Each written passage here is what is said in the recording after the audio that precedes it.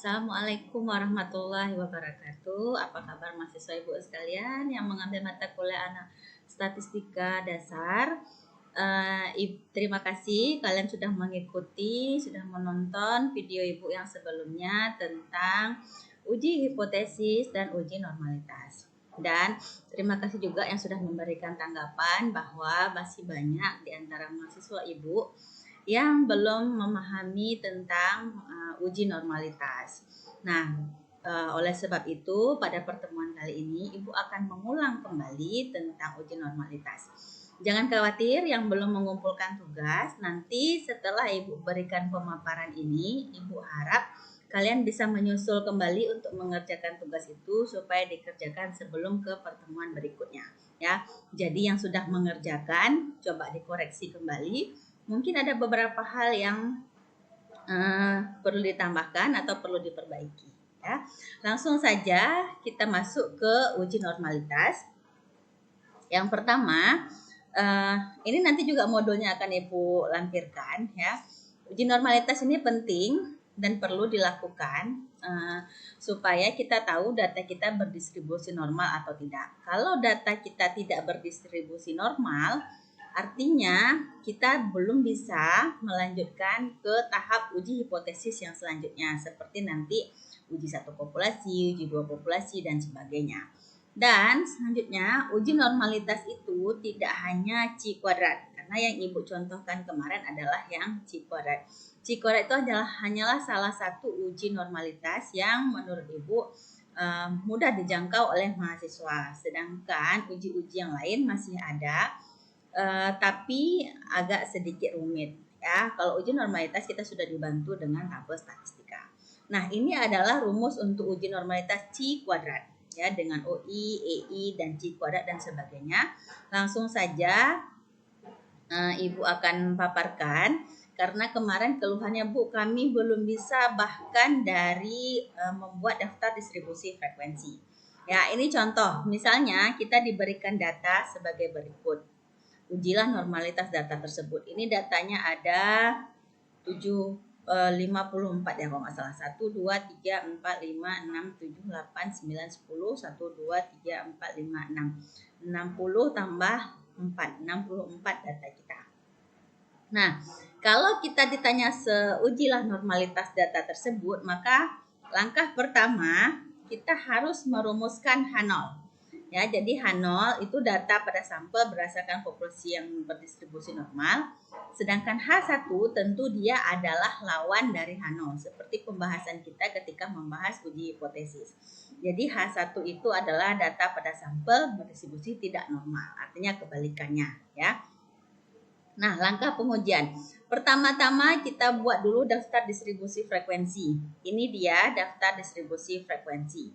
Sebenarnya ada aturan Sturges yang berikut ini akan Ibu sampaikan adalah cara membuat daftar distribusi frekuensi dengan aturan Sturges. Namun, jika kalian memiliki data yang tidak terlalu tersebar, artinya boleh antara 10, 20, 30, 40 juga tidak harus dengan menggunakan aturan Sturges. Aturan Sturges ini diberikan untuk data yang variasinya luas. Bagaimana maksudnya variasi luas? Ada nilai 71, ada nilai 45, ada nilai 44, 58, 60 sebagainya. Itu artinya sebarannya luas dibandingkan kalau kalian cuma punya data 60, 65, 70, 75, 80, 85 itu tidak usah pakai aturan Sturges. Tinggal kalian buat rentangnya 10 10 ya. Kita lihat. Yang pertama, kita dalam aturan Sturges kita harus mencari dulu nilai terbesar dan nilai terkecil. Pada data ini kita bisa lihat nilai terbesarnya adalah 85. Ya, ini dia 85. Dan nilai terkecilnya adalah 37. 37 ini dia. Jadi nanti juga pada data kalian lihat dulu data terbesarnya berapa, data terkecilnya berapa. Setelah itu cari rentang. Rentangnya itu data terbesar dikurang data terkecil, artinya 85 kurang 37, dapatlah rentangnya 58. Nah, yang ketiga mencari banyak kelas. Banyak kelas Rumusnya 1 tambah 3,3 log N. N ini adalah jumlah data. Makanya di sini 1 tambah 3,3 log 64. Nilai dari log 64 ini adalah 1,81. Caranya kayak mana, Bu? Tekan kalkulator, tekan log, tekan 64. Dapatlah 181. Selanjutnya 181 dikali 1,33 hasilnya adalah 5,973. Kalau ditambah 1 menjadi 1 tambah 5 menjadi 6,973. Ini kan 6,9 sudah mendekati 7. Boleh kita bulatkan menjadi 7. Nanti kalau kalian punya 6,4 berarti bulatkannya ke bawah. Kalau sudah lebih dari 6,5 itu bulatkannya ke atas menjadi 7 ya. Selanjutnya mencari panjang kelas. Panjang kelas dicari dengan cara rentang dibagi dengan banyak kelas. Rentang kita tadi 58, banyak kelas kita adalah 7. 58 dibagi 7, dapatnya 8,25. Ya, ini karena 8,2, 2 ini masih kurang dari 5, maka bulatkannya ke bawah ya, makanya ke 8 saja, jangan ke 9. Lalu gunanya apa, Bu? Panjang kelas itu untuk menentukan nilai panjang kelas. Banyak kelas untuk menentukan nilai ke bawah. Ini banyak kelas. 1, 2, 3, 4, 5, 6, 7. Di sini tadi banyak kelas kita adalah 7 ya. Banyak kelas kita adalah 7. Panjang kelasnya 8, mulai dari 37 sampai 44. Dari 45 sampai 52. Bu, 37 ini dari mana? 37 ini diambil dari data terkecil. Bu, saya nggak mau 37, saya mau 35. Boleh. Yang pasti data terkecil harus masuk, data terbesar harus masuk. Data terbesar kita 85 ya. Bu, saya mau ambilnya 37 sampai 85. Nggak bisa, data di sini kalau sampai 8 adalah 84. Artinya nilai 85 belum masuk. Harusnya semua data masuk dari data terkecil sampai data terbesar. Sehingga nanti jumlahnya adalah 64. Nah, selanjutnya nilai dari 37 sampai 44. Ada berapa angka? Ada berapa data? Kita hitung di sini. 37 coret. Sampai 44. Nih 44 coret. Adakah di antara itu? Kita lihat. Kalau tidak ada berarti hanya 2. Tulis di sini 2. Selanjutnya data 45 sampai 52. Dimulai dari 45. 44 tidak.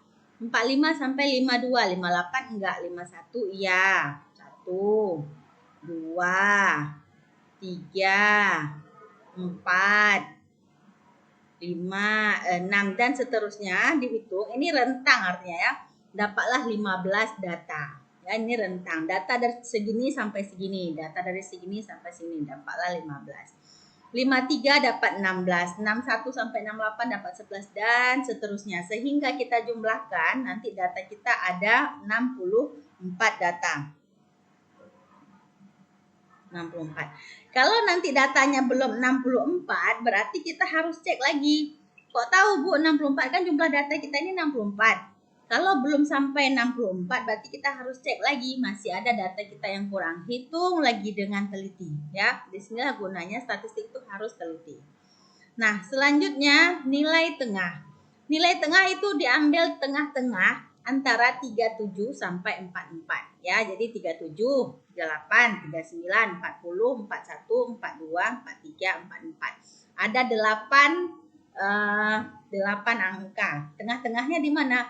Di antara 4 setengah ya. Makanya jatuhnya di 40, 30, 37, 31, 37, 38, 39, 40. Makanya belum sampai ke 5 tengah-tengahnya. Makanya diambil 40,5. Kalau di sini 48,5. Kalau di sini 56,5 dan seterusnya. Nah, ini nilai tengah. Nilai tengah dari siapa? Dari data ini. Nilai tengah dari data ini. Nilai tengah dari data ini. Nah, selanjutnya kalikan. Ini kan FI kali XI. Ini FI, ini XI. 2 kali 40,5 dapatlah segini. 15 kali 48,5 dapat segini. 16 kali 5, 6,5 dapat segini. Dan seterusnya sampai terakhir. Lalu dijumlahkan.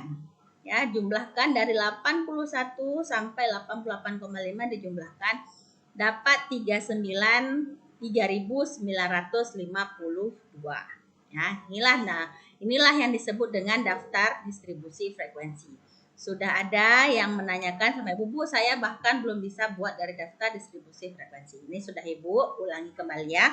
Semoga bisa dibuat setelah ini dengan data yang kalian punya. Kalau sudah dapat, selanjutnya kita ngapain? Kita harus menentukan nilai rata-rata. Nilai rata-rata caranya apa? Sigma ini artinya jumlah dari FIXI dibagi dengan banyak data. Jumlah kita adalah 3.952, banyak data kita 64. Jadi hasilnya adalah 61,75. Jadi rata-rata kita adalah 61,75. Nah, sudah sampai di situ, kita selanjutnya mencari simpangan baku, ya. Kotak kolom nomor 1, 2, 3, 4 di copy saja. Nah, di copy udah dapat sampai sini. Selanjutnya kita butuh apa? XI kurang X bar. Kenapa? Karena rumus simpangan baku adalah sigma FI XI kurang X bar. Ya, jadi kita harus tahu XI kurang X bar. Itu dari mana? Ini XI-nya 40,5. Nah, X barnya adalah 61,75. Jadi caranya 40,5 dikurangi 61,75. Taruh di sini. Dah. Selanjutnya 48,5 dikurang 61,75. Taruh di sini. Ini lagi taruh di sini, ini taruh di sini, dan seterusnya sampai terakhir.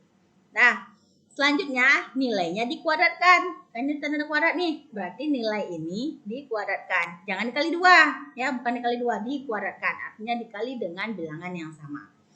Min 21,25 kuadratkan dapatnya segini. Min 13,25 dikuadratkan dapatnya segini. Bu, tadi kan min, sekarang kok jadi plus. Min kali min hasilnya plus, ya. Jadi jangan khawatir, makanya di sini jumlahnya plus semua, ya, dikuadratkan. Setelah dikuadratkan dikali dengan FI. Ini dia FI-nya. 2 kali 451,5625. Nih, 15 kali ini taruh di sini. 16 kali ini taruh di sini, dan seterusnya sampai akhir. Lalu dijumlahkan dari atas sampai ke bawah, dijumlahkan. Dapat jumlahnya. Kalau sudah dapat jumlahnya berarti sudah memenuhi rumus yang ini. Rumus yang bagian atasnya sudah memenuhi, karena sigma tadi katakan adalah jumlah. FI itu adalah perkalian antara FI dengan XI kurang X bar dikuadratkan. Ini dia perkalian ini, kan jumlahnya ini. Tinggal diambil nilainya. 8.860 dibagi dengan 63. Bu, kenapa 63? Data kita kan 64. Ini ingat. N kurang 1 sama dengan 63. Hasilnya berapa? 11,86. Jadi kita sudah dapat rata-rata 61,75. Sudah dapat simpangan baku 11,6. Itulah yang selanjutnya kita perlu membuat daftar distribusi frekuensi untuk uji normalitas.